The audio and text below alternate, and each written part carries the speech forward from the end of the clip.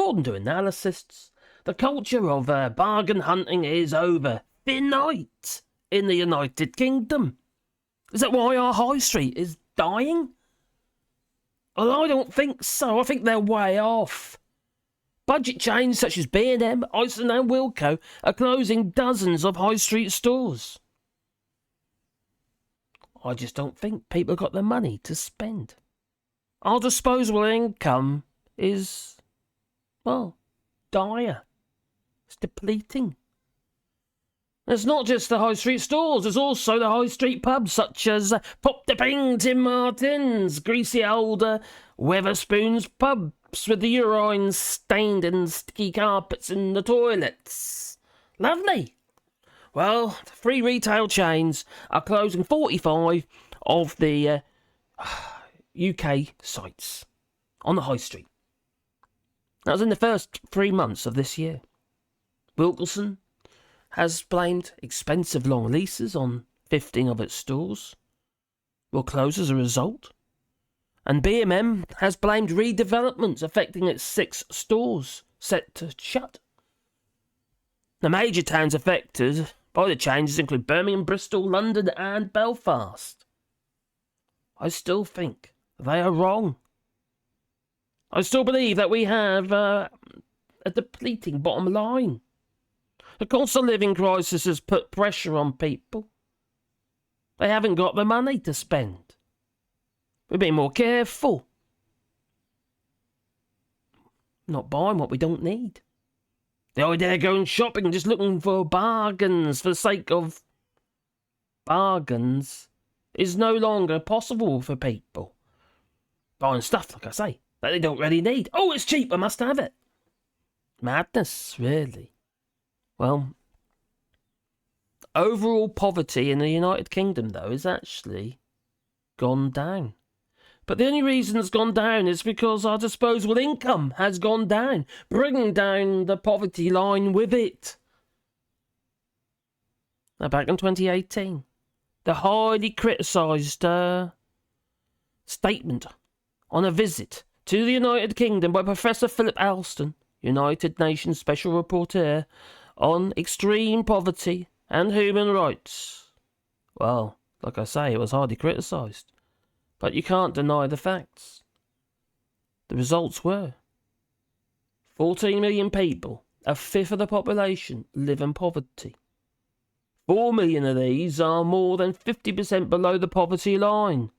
1.5 million are destitute, unable to afford basic essentials. And the widely respected Institute for Fiscal Studies predicts a 7% rise in child poverty between 2015 and 2022. And various sources predict child poverty rates as high as 40%, for almost 1 in every 2 children to be poor in the 21st century. Britain is not just a disgrace, but a social calamity and an economic disaster, all rolled into one. You can imagine how the Conservatives kicked off with that statement. When you consider how 36 odd Tory MPs decided to put pressure on the BBC to get shot of, sideliner Gary Lineker, only for the BBC to grovel and get them back. Well, the situation in the United Kingdom's high streets is pretty dire. I blame business rates. The rateable value of some of these properties is way too high, and they've got to make money. The margins between the supermarkets and the bargain stores is diminishing because the cost of imports are going up. Partly because of Brexit. Can't get away from it. Sorry, I said that Brexit. I said the B word. Now, Hargreaves Lansdown analysis, Sophie Lunn-Yates. Well, she told a paper, the Daily File, that the trend of bargain hunting for the sake of bargain hunting is over. And it's not just because of the trend, it's about necessities, because the people don't have the money. But it's not what she said, no, because it was for the Mail Online. What do we expect from the Mail Online? They're not going to admit that Brexit is a major issue for the United Kingdom's imports. and our cost of living crisis. We're far worse off in the United Kingdom than we are in the EU. Energy, for instance, have I got to repeat myself? Electricity's been capped to 4% in France. In the UK, electricity's gone up by 400%. And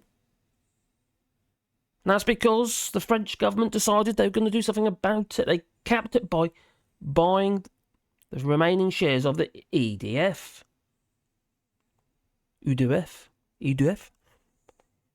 So, she said there's no denying that the cost of living crisis has pushed more Brits to the bargain end of the shopping spectrum than ever before.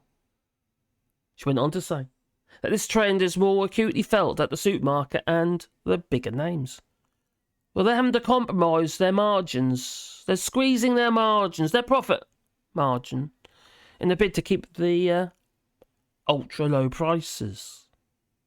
Meanwhile, the likes of Iceland and other high street stores are having to put their prices up. They don't have the ability to be able to suck up that extra cost. So they're passing it on. So the gap between the Tesco's, for instance, and the Iceland is just decreasing. And then you've obviously got farm food stores and what have you. So the culture of bargain hunting is over, but not for the reasons for which they try and make out. It's not just about habit, it's about necessity. People are poorer than they were under these Tories. People are sniffing out low-cost essentials, like food, for instance, but aren't pulled towards discount stores and buying the tat that they would have bought in the same way. You know, you go shopping, oh, that's cheap, and we'll buy it anyway, even though we don't really need it. We just bought it because it's cheap. You're wasting money just sitting on the shelf or in the drawer. You think it was a good idea at the time. Clothes are a prime example, especially you ladies. You go out there, you buy these clothes, oh, that's cheap, I'll buy that. And it ends up on your shelf or on a hanger in the wardrobe or dressing room, whatever you might have. Or in a box under the bed. And you never wear it. Or you boys ever wear it once and never again. Oh, I didn't like it now. You know who you are. Can't afford to do that anymore. No. That ability has gone. So the news comes within days of Lloyd's Pharmacy. Now we already know that Boots struggled somewhat and shut loads of branches, didn't it? Well, Lloyd's has just announced that all 1,300 of its pharmacies are at risk of closure. They're blaming difficult market conditions, including Brexit imports again. They can't get the stuff that they need to sell. Not easily, or at the right prices, and obviously if the prices go up, it's bums on the seats. We don't buy. No. We go without. My favourite lipstick, I just can't afford it anymore. It's gone, no. Obviously not for me, I'm talking, a third person or all that. Anyway, Lloyd's Pharmacy already announced the closure of 237 of its chemists in Sainsbury's supermarkets by the end of the year. It also shut 76 stores in 2022.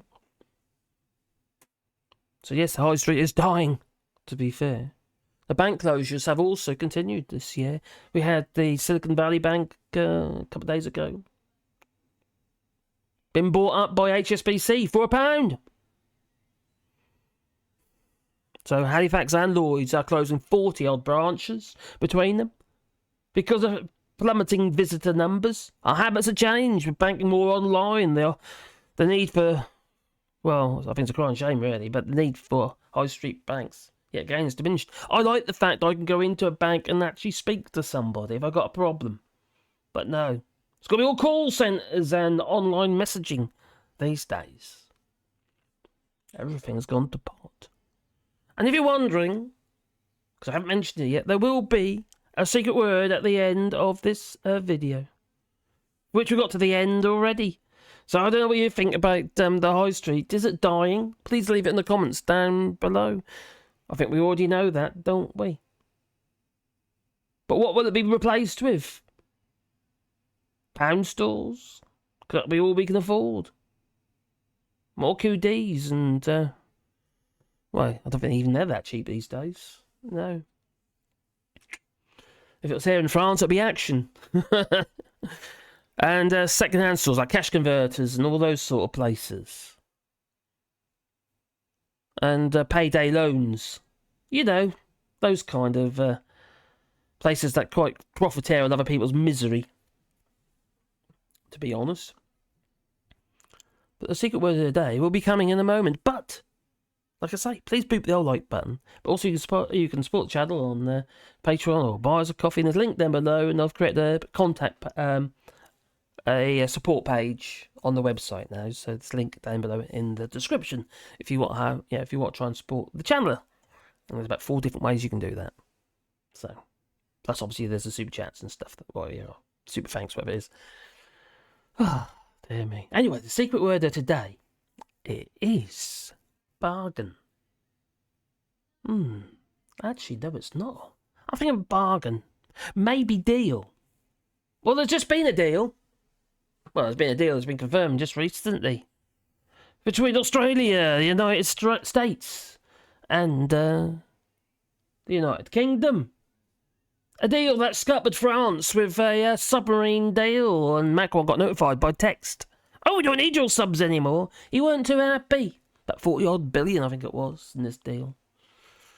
So this new deal, the AUKUS, AUKUS, is a kind of a bargain between 3 countries. A security bargain. A deal, a security deal. Which is provoking, China. That it is. Yeah. Oh dear. And yet again, there's China where all this tat is made. That we keep buying that we don't need. Oh dear. And if you tell me, please leave it in the comments down below. Is the high street dying? And remember, the secret word of the day is AUKUS. AUKUS. Ta-ta.